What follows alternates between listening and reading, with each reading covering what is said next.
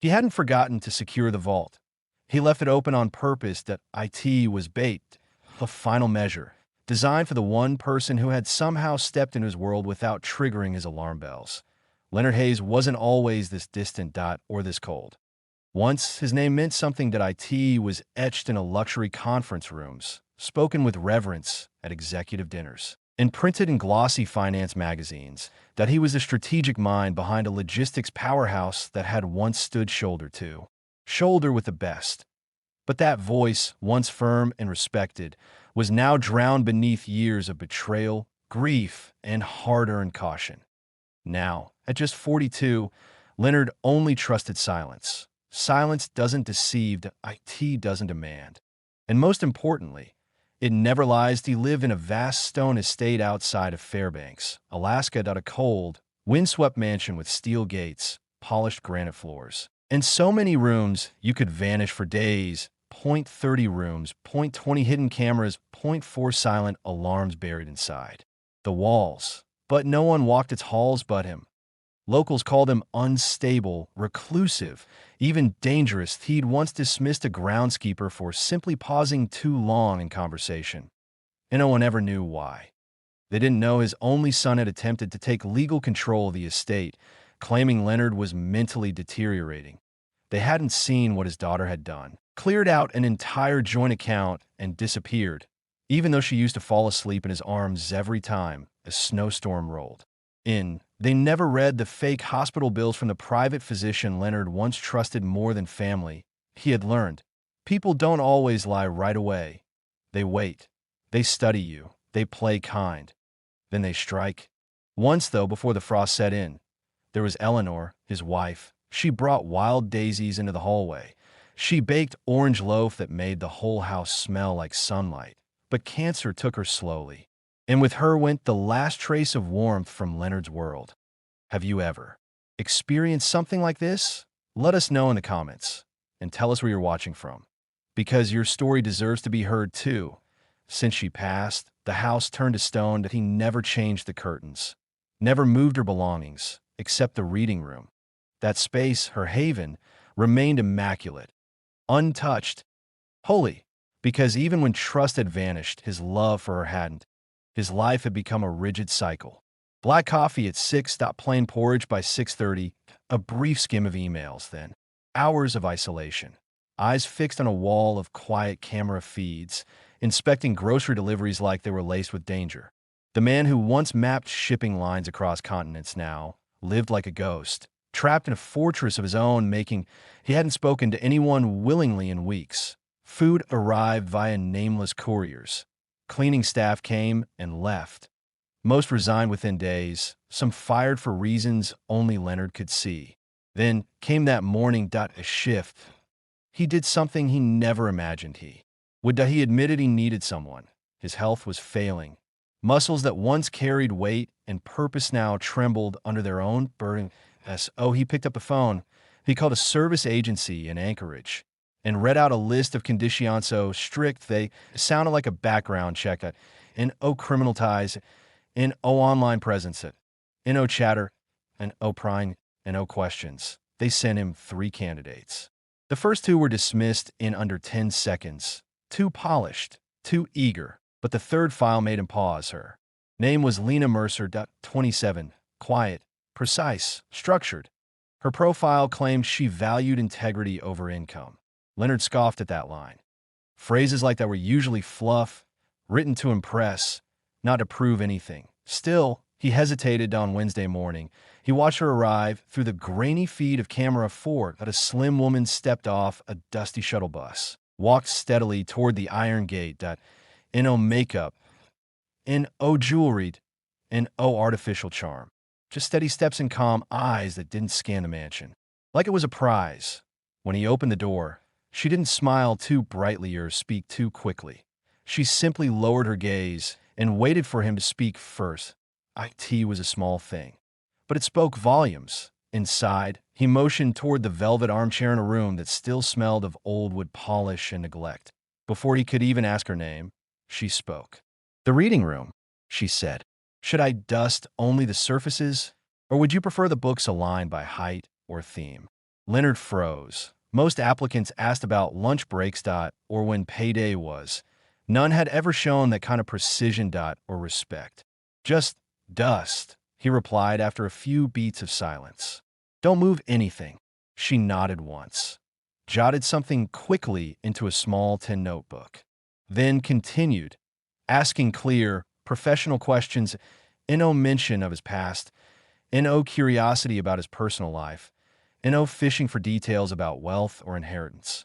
When she left, Leonard stood at the window and watched her fade into the fog that lingered on the driveway. IT was the first time in a decade that someone had entered his space without triggering the old fire of panic in his chest. But calm wasn't the same as trust. In '01, stepped into Leonard Hayes' life without being tested. The next morning, long before Lena returned, Leonard walked Alanito a locked room at the far edge of the West Corridor. And no one else had ever crossed its threshold that IT was his private vault room. Inside were neatly stacked bundles of currency, antique coins, jewelry passed down generations, real estate contracts, and a single folded note. The safe's access code. Left right there, on the table. As if by mistake, he left the heavy door slightly ajar that IT was. A setup, a clean, elegant trap. Then he returned to his chair, deep in the surveillance chamber, and waited.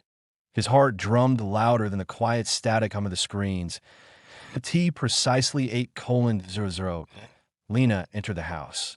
She began working at once, dusting corners, aligning throw pillows, cleaning with a kind of careful efficiency that suggested muscle memory more than effort. For over an hour, she didn't flinch. Even when valuables lay in plain sight, she never gave them a second glance. Then came the real test. She walked toward the west hallway. Leonard leaned forward, eyes narrowed, jaw tight. She paused at the open vault door, saw the money. Her fingers curled slightly, and for a second her breathing changed. He held his breath, but she didn't step inside. Instead, she slowly took out her phone, stepped backward into the corridor, and made a call. Leonard watched closely, reading every word her lips formed. She wasn't calling a friend. She was contacting his assistant, and calmly reported the safe had been left open, then asked, "Would you like me to close it, or should I wait for further instruction?" For the first time in years, Leonard's eyes widened, not out of panic, but pure astonishment. Someone had just cleared his test. But that didn't mean the walls came down, he reminded himself. People shift when pressure hits. They act, they perform, until the prize is within reach. Then Lena's phone buzzed again. She glanced down. A call from her mother. In a split second, her expression changed. Leonard zoomed in, reading her lips, watching closely as emotion overtook her calm. But he couldn't hear the voice on the other side. But he didn't need to. The pain on Lena's face said everything. Their family shop, a modest grocery in the outskirts of Juneau, was on the edge of closure. Unless they paid $42,000 by Friday, it would be gone. Their only income. Lena listened. Her jaw trembled. Tears filled her eyes, but she kept her voice steady. She promised her mother to figure something out. Then the call ended, and her eyes drifted back toward the vault. The door still cracked open, quietly waiting at the single step, one quick reach, and she could change everything, and '01 would miss a few stacks. Leonard was obscenely wealthy. She was just the help. Her heart pounded like a war drum. The temptation gripped her, but then it broke. Lena closed her eyes, drew in a long, shaking breath. This wasn't her. Parents didn't raise her to grab whatever life dangled when no one was looking. They raised her to stand up, even when it hurt. She stepped closer, lifted the folded paper beside the vault. But instead of using the code to steal, she typed in a random combination. The safe beeped and sealed shut. Lena folded the real code again, tucked it deep in her pocket, then sank into the nearest chair. And she cried. Not out of guilt, but because resisting took everything she had left in the dark surveillance room. Leonard didn't blink that he'd seen people lie, he'd seen them smile while stabbing him in the back, that he'd seen greed in every form. But this, he had never seen someone lock temptation away and guard it. Like it was sacred, she hadn't just passed the test, she had cracked open his belief system. For the next 2 hours, Lena didn't move. She sat in that hallway like a sentinel, guarding what didn't belong to her. Not for recognition, not for reward, just because it was right. Leonard watched every moment. Her shoulders, still, her eyes, red but focused. And inside him, something shifted, something quiet and unfamiliar. IT wasn't just surprised. IT wasn't just admiration. IT was trust, a feeling thought he'd buried long. 8G, a T 6 o'clock sharp. Leonard rose from his chair. For the first time in years, his footsteps felt lighter. He descended the staircase. He had paced slow and steady, letting the sound announce his presence. In the hallway. Lena stood. She brushed her face quickly, trying to mask what she'd just lived through. But her silence spoke volumes. Leonard paused, looked at her, really looked. "You're still here," he said quietly. Lena took a deep breath. "I found the vault open," she said softly. "I called your assistant and stayed close to make sure no one touched it." Leonard nodded once. "I know." Her brow furrowed. "You knew." He met her eyes. "I saw it all. There are cameras in every part of the house. I'll watch how you handled the moment." A quiet stillness settled between them. Lena looked down, something in her gaze shifting. Maybe hurt, maybe disappointment. But when she looked up, her voice remained firm. "This is your home. You have every right to protect it as you see fit." Leonard stepped closer, reached into his jacket pocket, and pulled out a sealed envelope. He handed it to her. Inside, a check for $50,000. "This belongs to you," he said. "You've earned it." Lena stared at the paper, then looked back at him. Slowly, she pressed it back into his hand. "I can't take this," she said gently. "Doing the right thing shouldn't come with a cash prize. I did what anyone with a conscience should have done." Leonard stood still, stunned. For most of his life, he believed everyone had a price tag. Yet here she was, graciously walking away from a small fortune that he asked quietly, "Why? What makes you this way?" Lena hesitated, then finally opened up. "Years ago, my cousin needed an emergency operation. We couldn't afford it. Then someone we never knew, paid for the entire thing. We tried to find out who it was, but no one ever came forward." She took a breath. "When I applied here, I saw your name on the hospital's donor wall. I knew it had been you. That's why I took the job. Not to take advantage, but to give back. To serve." Leonard's heart paused. He remembered that donation. A check written and forgotten long ago, but he never thought he'd meet the Ripley off that one quiet act of kindness. Now, she stood in front of him, the very embodiment of everything he used to believe, and he didn't say much. He just turned toward the oak desk, opened a drawer, and pulled out a black leather folder. "This is the Winterlight Trust Foundation," he said, handing it to her. "For years, I've searched for someone I could trust to lead it. Now I found her." Lena's hand shook as she took the folder. I'm just a housekeeper," she whispered. Leonard shook his head slowly.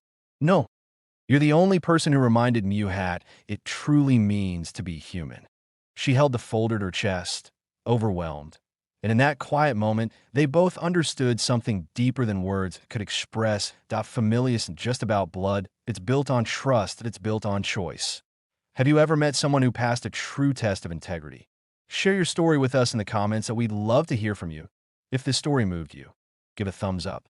Share it with someone who needs a reason to believe in goodness again. And don't forget to subscribe for more powerful, real stories that remind us all humanity is still worth believing in. Thank you for watching. We'll see you in the next one.